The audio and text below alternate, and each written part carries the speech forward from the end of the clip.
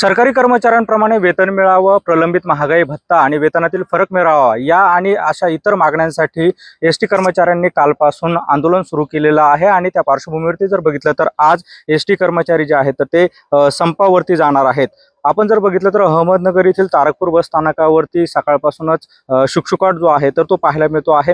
काल अहमदनगर विभागातील 377 फेऱ्यांपैकी 217 फेऱ्या ज्या आहेत तर त्या सुरू होत्या, मात्र 160 फेऱ्या ज्या आहेत तर त्या रद्द करण्यात आलेल्या होत्या। अहमदनगर विभागातील श्रीरामपूर असेल, शेवगाव असेल, अकोला असेल आणि कोपरगाव डेपोच्या जे आहेत बस सेवा या पूर्णपणे बंद होत्या।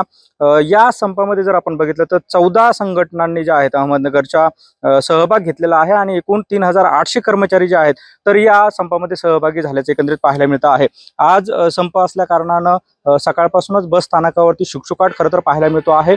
एरवी जर आपण बघितलं तर या ठिकाणी शाळा महाविद्यालयाचे विद्यार्थी असतील किंवा बाहेरगावी जाणारे प्रवासी असतील यांची गर्दी या बस स्थानकावरती पाहायला मिळते, मात्र आज सकाळपासूनच या ठिकाणी शुकशुकाट पाहायला मिळतो आहे।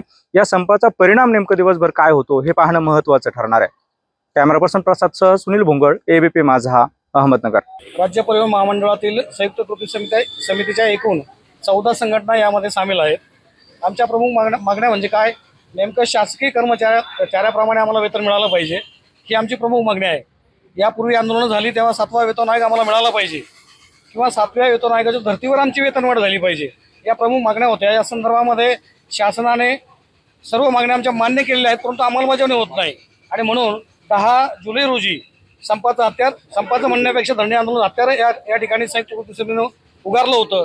त्या अनुषंगानं 7 ऑगस्टला मुख्यमंत्री, दोन्ही उपमुख्यमंत्री यांच्यासमेत बैठक झाली। त्याही ठिकाणी एसटी कामगारांना नेमकी किती वेतनवाढ पाहिजे या संदर्भामध्ये चर्चा झाली आणि काही अवधी मागितला गेला, म्हणून 20 ऑगस्ट ही डेट आम्हाला दिली गेली। परंतु लाडकी बहीण या कार्यक्रमाअंतर्गत मुख्यमंत्री महोदयांचे शासनाचे कार्यक्रम झाल्यामुळे आम्हाला त्या दिवशी बोलवलं गेलं नाही आणि म्हणून नाविलाजास्तव आम्हाला आज या ठिकाणी आंदोलनाच्या पावित्र्यामध्ये उतरावं लागलं आहे। यामध्ये अहमदनगर जिल्हा हा माझ्या माहितीप्रमाणे सर्व कर्मचाऱ्यांच्या साक्षीने या ठिकाणी मी सांगतो 98.98% उतरलेला आहे।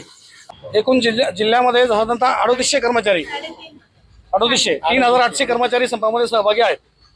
मागण्या मान्य झाल्या नाही तर हा संप असंच सुरू राहील। एबीपी माझा, उघडा डोळे बघा नीट।